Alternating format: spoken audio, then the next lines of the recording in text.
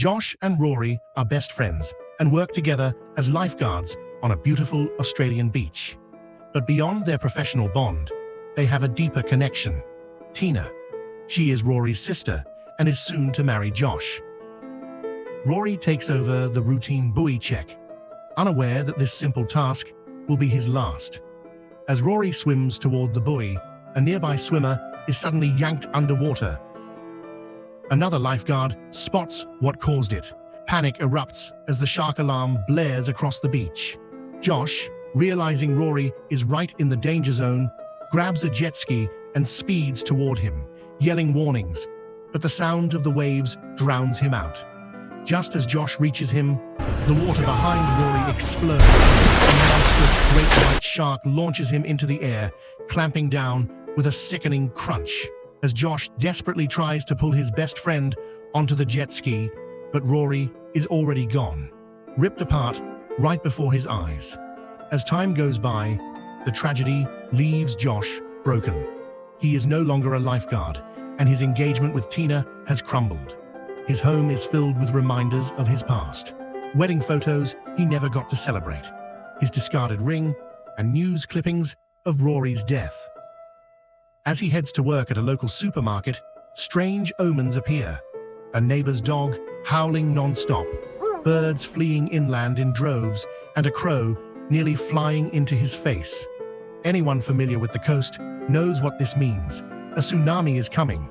But Josh, lost in his grief, ignores the warning signs. At the supermarket, life moves on for everyone else. There's Tina, now with her new boyfriend, Steven. No, not the customer bath. The normal day takes a dark turn when two criminals, Doyle and his psychotic partner, storm in with guns, taking Mr. Jessup hostage. The psycho criminal is erratic and unpredictable, quickly escalating the situation by killing a store employee to show he's serious. But before things can spiral further, the ground rumbles violently. The ocean suddenly vanishes from the shore. Within seconds, a monstrous wave crashes through the streets, swallowing everything in its path, including the supermarket. Water surges through the aisles, dragging people and shelves into a chaotic whirlpool of destruction. When the flooding settles, the survivors find themselves trapped inside the store. I'm out of the water. Help me lift him onto The once busy supermarket now a dark, waterlogged tomb. Bodies float lifelessly around them, and the stench of death begins to fill the air. Some manage to climb onto the shelves, while others find themselves in even worse positions. Kyle and Heather are trapped inside their submerged car in the parking lot, with Ryan stuck in his van nearby. Then, as the survivors try to regroup, Naomi notices something chilling. A child's floating doll suddenly moves against the current, as if something just swam past it. Josh instantly realizes the horrifying truth. They aren't alone. There's something hunting in the water. Bob, another survivor, unknowingly swims toward the back storage area, searching for a way out. But before he can react, the water beneath him churns, and in an instant, he is yanked below. Collins? Help me!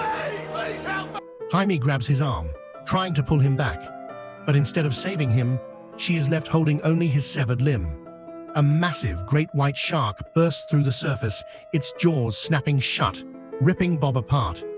Terror spreads. There's a killer shark trapped in the store with them, but that's not all. In the submerged parking lot, another great white is lurking, circling Kyle and Heather's car.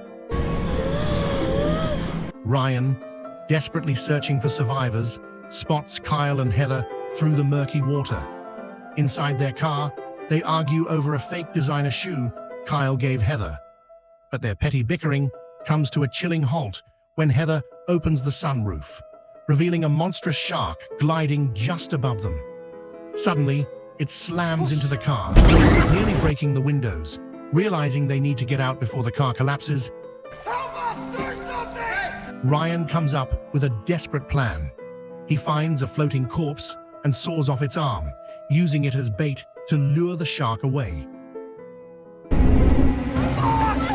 It works, and Kyle and Heather seize their chance to escape. But then Kyle does the unthinkable. He grabs their small dog, Bully, and throws it into the water as a distraction so he can escape. Heather screams in horror. But karma strikes fast.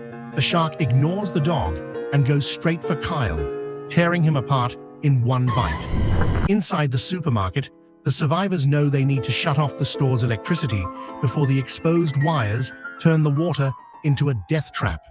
Stephen volunteers to swim down and flip the switch, using shopping carts and canned goods as makeshift armor.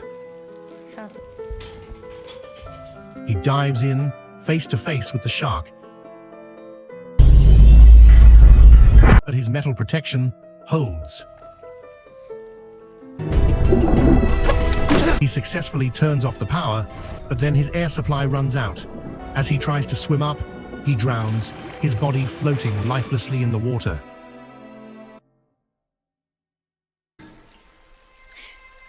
With the power off, they attempt to escape through the air vents.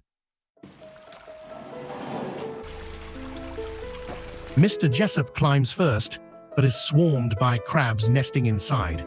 Panicked, he slips and falls, straight into the waiting jaws of the shark, which rips him in half.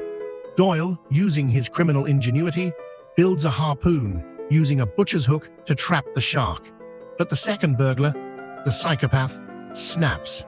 He grabs Naomi, planning to use her as bait to escape. Kirby, listen to me. This fucking shark! Doyle, having had enough of his partner, stabs him and throws him into the water instead. The shark takes the bait, allowing them to hook and restrain it. In the parking lot, Ryan and Heather reunite with the others, only to realize another shark is still patrolling the water. There's a gun in the back!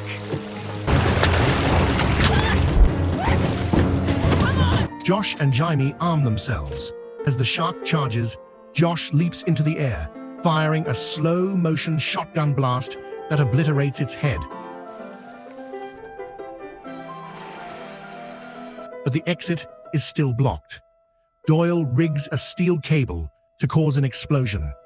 Just as another tremor shakes the market, freeing the trapped shark, Josh fights back.